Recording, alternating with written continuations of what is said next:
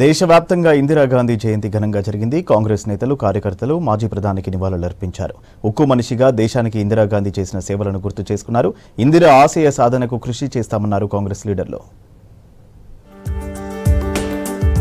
ఢిల్లీలో మాజీ ప్రధాని దివంగత ఇందిరాగాంధీ జయంతి సందర్భంగా నివాళులర్పించారు కాంగ్రెస్ అగ్రనేతలు. ఇందిరా 108వ జయంతి సందర్భంగా ఢిల్లీలోని శక్తిస్థల్ దగ్గర నివాళులర్పించారు. AICC chief Mallikarjuna Kharge, Congress parliamentary party chairperson Sonia Gandhi, Congress MP Rahul దేశానికి ఆమె చేసిన సేవలను గుర్తు చేసుకున్నారు.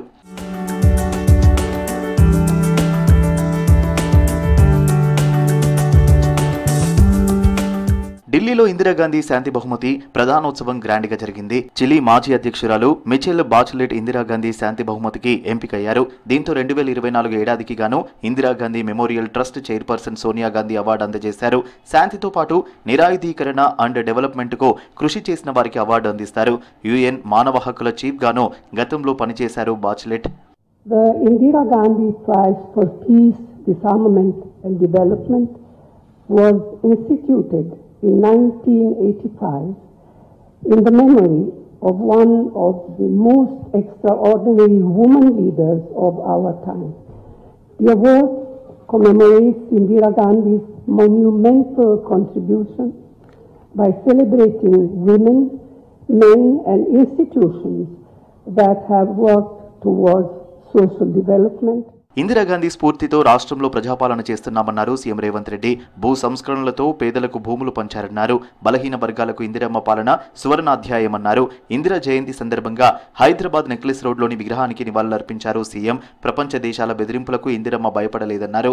ఇందిరాగాంధీ గారి యొక్క స్ఫూర్తితో ఈనాడు ప్రజాపాలనను ఏర్పాటు చేసి 2 సంవత్సరాలు పూర్తి చేసుకుంటున్న సందర్భంలో శ్రీమతి సోనియా గాంధీ గారి సంకల్పం వల్ల, వారి రాజకీయ త్యాగం వల్ల ఈనాడు తెలంగాణ రాష్ట్రం ఏర్పడడం జరిగింది. ఈ తెలంగాణ రాష్ట్రంలో కాంగ్రెస్ పార్టీ ఏర్పాటు చేసుకున్న ఈ ప్రభుత్వం 2 సంవత్సరాల ఉత్సవాలను నిర్వహించుకోబోతున్నది. నిరుద్యోగులకు 3 లక్షల ఉద్యోగాలు ఇచ్చేందుకు కాంగ్రెస్ సర్కార్ కృషి చేస్తోందన్నారు పీసీసీ చీఫ్ మహేష్ కుమార్ గౌడ్. 2 ఏళ్లలోనే తమ ప్రభుత్వం 70,000కు పైగా ఉద్యోగాలు ఇచ్చిందని చెప్పారు. నాగర్ కర్నూలు జిల్లా అచ్చంపేటలో పర్యటించిన మహేష్ కుమార్ గౌడ్ ఇందిరాగాంధీ జయంతి సందర్భంగా ఆమె విగ్రహానికి పూలమాలలు వేసి నివాళులర్పించారు. సీలింగ్ యాక్ట్తో లక్షలాది ఎకరాలు పేదలకు పంచిన ఘనత ఇందిరాగాంధీకి దక్కుతుందని చెప్పారు. భారతదేశం అంటే కొన్ని వందల సామ్రాజ్యాలు ఉన్నాయి. వారి వద్ద మనం బానిసగా ఉంటుంది. అటువంటి సామ్రాజ్యాన్ని రద్దు చేసింది. బ్యాంకులు ఎవరి చేతుల్లో ఉండే? బడా వ్యాపారస్తులు, పెద్ద నాయకుల చేతుల్లో బ్యాంకులో ఉంటే జాతికరణ చేసింది. బ్యాంకులు తీసుకొని జాతికి అంకితం చేసింది. రాజాపాలన రద్దు చేసింది. నాడు గరీబీ హఠావో నినాదంతో ఇళ్ల పథకం తీసుకొచ్చిన ఘనత శ్రీమతి ఇందిరా గాంధీ గారి. రోటీ కపడా మకాన్ పేరుతో పేదల స్థితిగతులను మాజీ ప్రధాని ఇందిరాగాంధీ మార్చారన్నారు కాంగ్రెస్ సీనియర్ నేత జగ్గారెడ్డి. సంగారెడ్డిలో జరిగిన ఇందిరా జయంతి కార్యక్రమంలో జగ్గారెడ్డి పాల్గొన్నారు. బీజేపీ దేశభక్తి కేవలం నినాదాల్లోనే ఉందని, ప్రాణత్యాగాలు చేసిన చరిత్ర కాంగ్రెస్ పార్టీకి ఉందన్నారు. रोटी कपड़ा मकान गरीब के लिए, ये देश जनता के लिए, देश पब्लिक के लिए। अगर एक दिन आया तो खून भी देऊंगा, जान भी देऊंगा।